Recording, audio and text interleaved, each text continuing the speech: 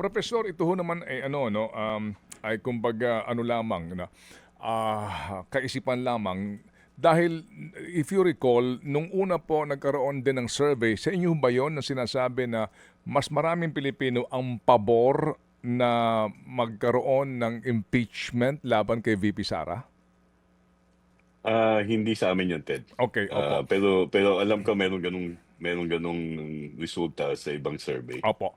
At doon po sinasabi nga sa pag-aaral din na dahil doon sa nalantad ano ho, ng mga sinasabing umano ay hindi tamang paggasta sa kanya pong confidential fund, ay gusto ng mas maraming Pilipino na magkaroon dito ng paglalantad sa katotohanan. Mag-iba kaya ang takbo nitong pag-aaral na ito kung nasimulan na yung impeachment ni VP Sara at nalantad itong sinasabi ng mga questionabling disbursement sa kanyang confidential fund? Definitely, Ted. Siguro bilang isang political scientist, masasabi ko, ang isang nangyari nito nakaraang buwan ay parang na-relieve si Sara Duterte doon sa mga aligasyon laban sa kanya.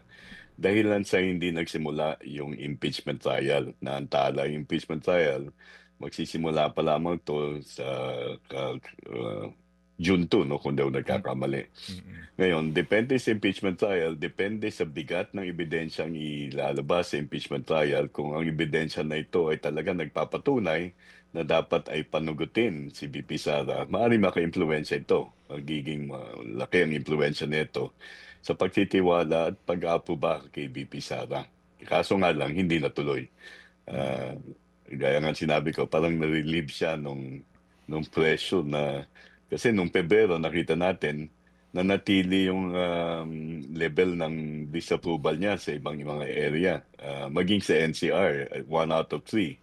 Pero dahil hindi natuloy yung impeachment at nagkaroon ng arrest ng kanyang ama na mm, sinasabi nila i-kidnapping, na hindi naman, medyo parang, ewan ko, gumaan, mhm, na mm. nanumbalik. Pero pansamantala lang yan, no? Hintayin natin kung ano mangyayari sa impeachment trial. Opo, yung nga po kasi hindi ho naman po maitatanggi no na malaking bagay po dito yung usaping politikal no dito po sa mga resulta po ng survey na ito. So naging iba nga sana ang takbo ng pananaw ng ating mga kababayan kung naging tuloy-tuloy yung pong sinasabi na paglalantad sa hindi umano tamang paggasta sa confidential fund dahil yun ay sinimula nung una at doon po napansin din po ninyo na bumaba ang trust ratings po ng Vice Presidente. So natigil yun at nagkaroon ng ganito pong sitwasyon kung saan nga na-turn over sa ICC ang dating Presidente na nag-iba na ang ihip ng hangin na uwi sa simpatya ng nakararaming Pilipino sa pamilya Duterte at na-relieve nga dito si VP Sara. Kumbaga, Yep. opo, go ahead sir. Oo. Ngayon, kasi Ted, ang tatanda ko, meron kami katanungan tungkol doon sa Quadcom, kung ang mga tao ay sang-ayon doon sa pag-iimbestiga ng Quadcom. No? Kasama doon Mm, at kasama na rin yung Good Governance Committee. At na mga tao ay sang-ayon doon sa pag-iimbestiga ng extrajudicial killing, yung report money, etc. etc. mm, So ibig sabihin, habang nabibigyan mo ng impormasyon ng tao tungkol sa mga aligasyon, maaaring ito'y tinitimbang nila. Kaya sa akin, malaki ang magiging papel ng impeachment trial sa pagbabago ng pananaw ng publiko.